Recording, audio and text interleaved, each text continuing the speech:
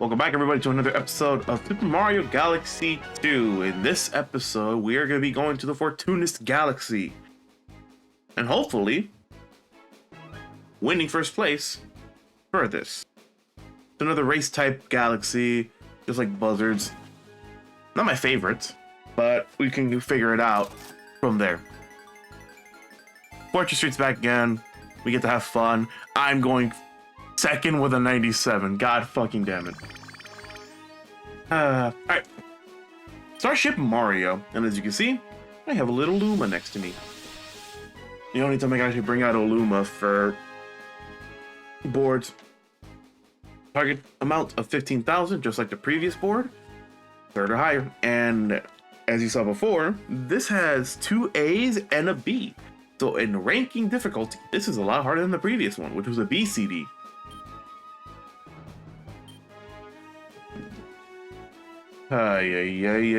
This is gonna be a fun one. We do start with 1700, so we get to have fun in that scenario. The rest from here is just gonna be pretty interesting. Starship Mario is just a giant line. And I do mean that. You go in one direction all the way down, and then you go into this little cubby hole here. And then you go back down the line, or up the line if you want to go.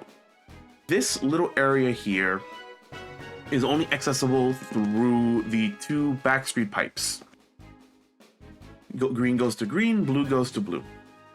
And as you can see on that, there's a specific new property there for us. And I think there's more down the line, but that's usually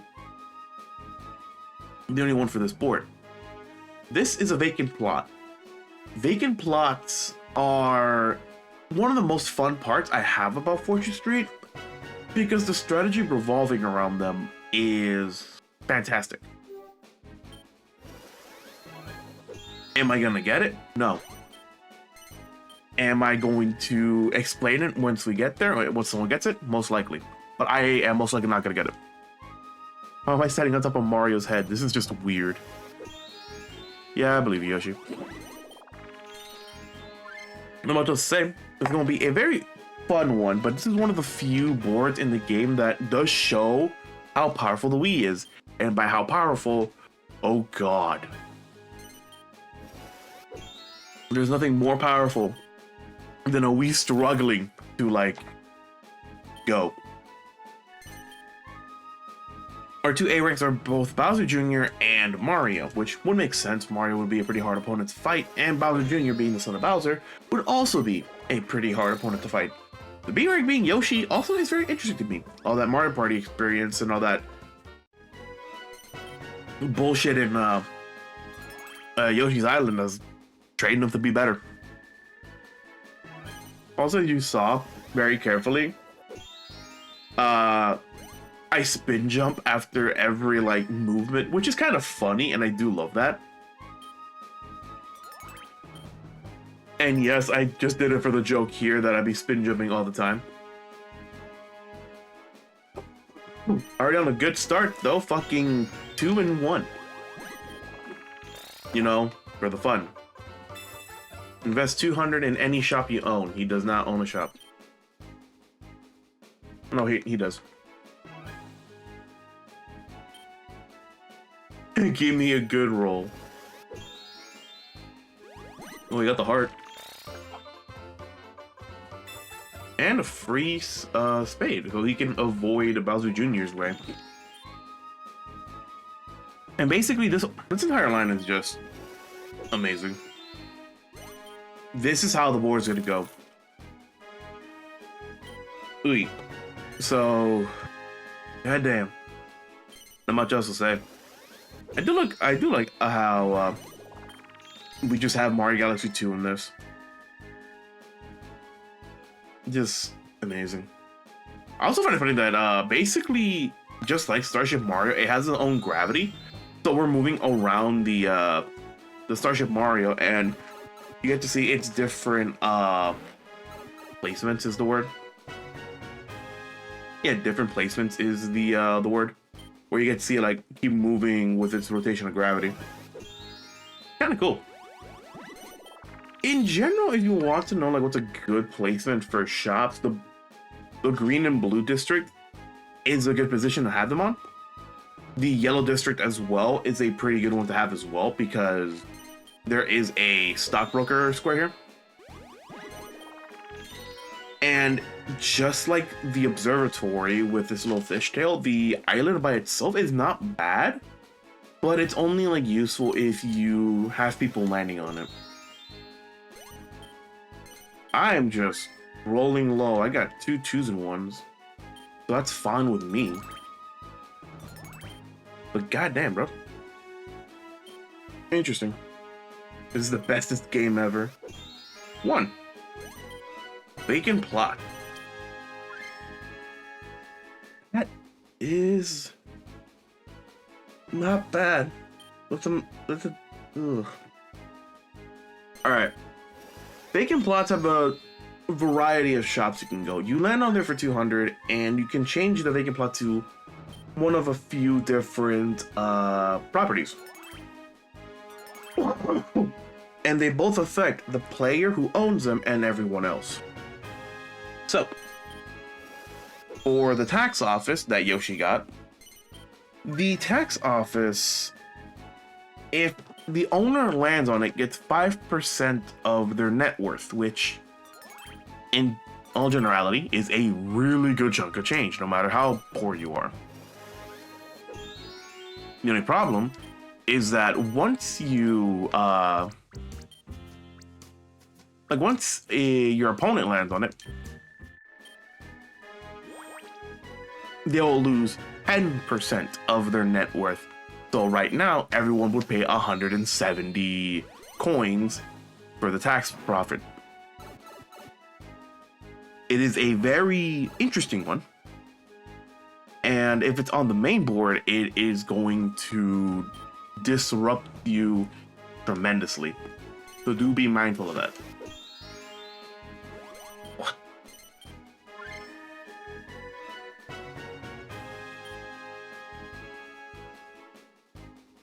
What the fuck, Mario?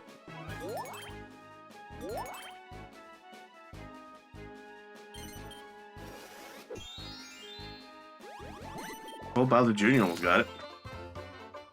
Dude! Bowser Jr. just rolled a 1. Nope.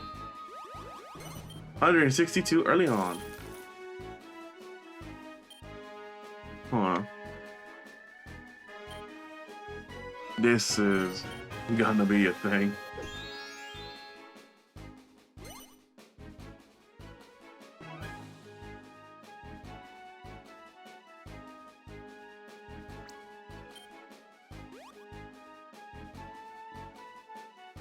Two, 1, 3, 1, 1, 1.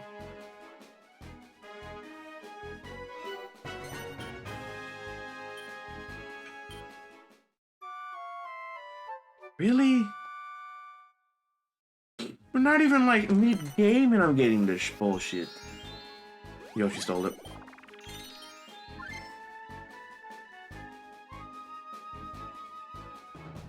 Yo, Yoshi.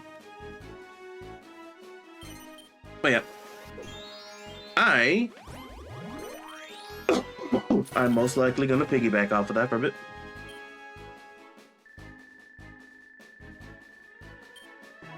This is like I'm not gobsmacked, but I'm a little apprehensive now. This is an interesting beginning so far with a triple in the district. I don't like it. I don't like it one bit.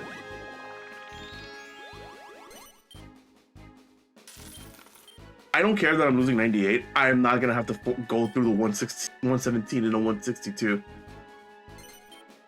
There's no way. There's no way.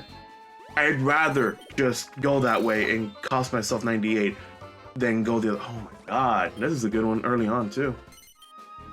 What's its value? In the fruit stall, getting a 2 and 1. One other funny thing about the vacant plots, they account for the Yeah, they count for the,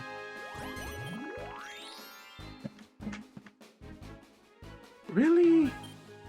So I could have gone the other way. No. God damn it, game. Back to what I was saying.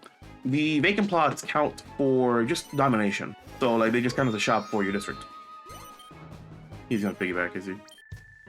No. Okay. But they don't get upgraded like other shops. It's gonna hurt.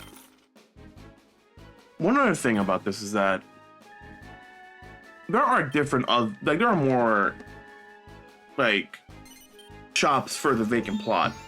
Do I know all of them off the top of my head? Kind of, but I will only talk about a few of them because some are interesting, some are not worth it, and others you can actually just kind of glitch the game, kind of like force the game into your own profits. What I mean by that is very simple. One of my favorite things from the vacant plot, and I know I'm going to be using it a lot in other boards because some other boards do that.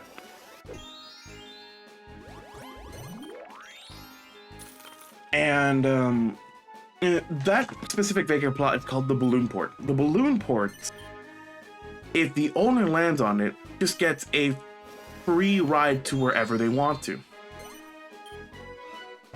But if an opponent lands on it, they just pay like minuscule money, like I think 2%.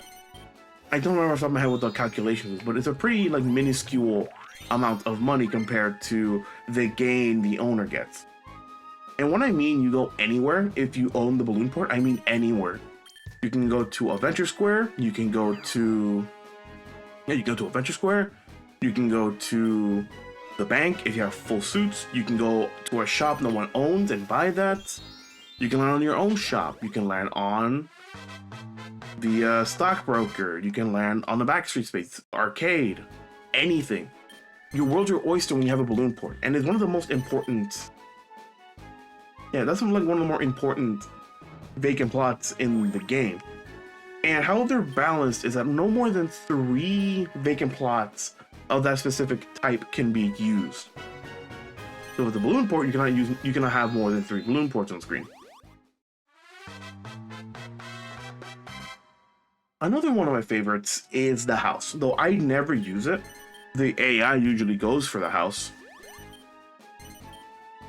But the house, I think if you land on it, you call everyone home. And once your opponents land on it,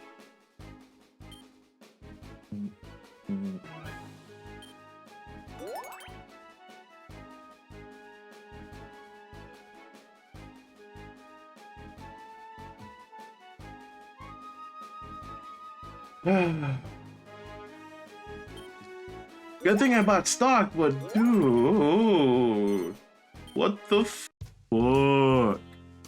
Alright. As if it wasn't interesting enough already. 2 3s and 1s. And I got a 2 and 1. This is This is P interesting. I'm probably only gonna be